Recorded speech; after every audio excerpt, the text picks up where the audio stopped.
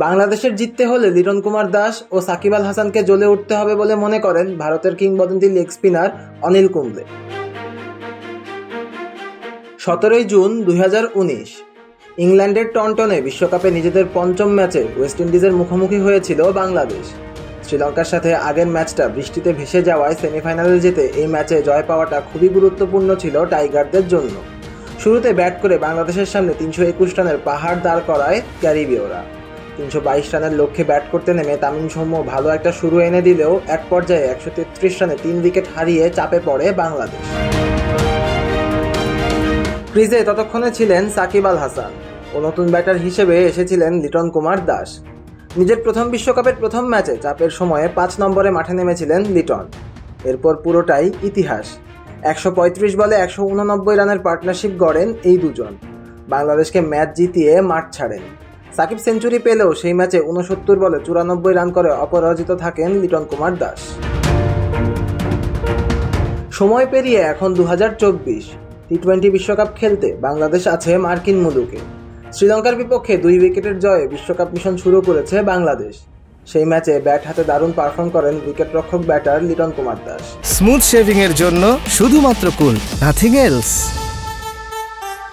পরিস্থিতি অনুযায়ী 38 বলে 36 রানের দায়িত্বশীল এক ইনিংস খেলেন তিনি, যা বাংলাদেশের জয়ের পথ অনেকটা সহজ করে দেয়।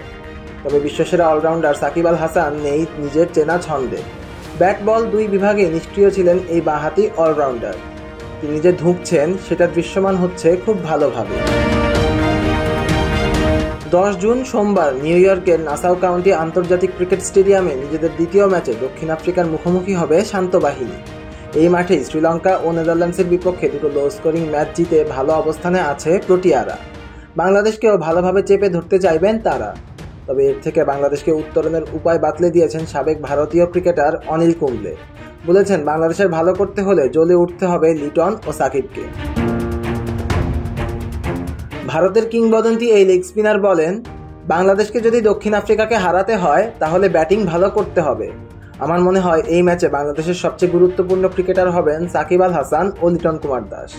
তাদের ওপর দল অনেক আশা করবে, তারাও চাপে থাকবে, বিশেষ করে সাকিব।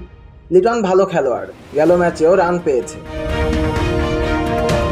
বাংলাদেশের টপ অর্ডারের অন্যতম ভরসা লিটন কুমার দাস। অন্যদিকে এই বিশ্বকাপের অন্যতম অভিজ্ঞ খেলোয়াড়দের একজন সাকিব আল হাসান।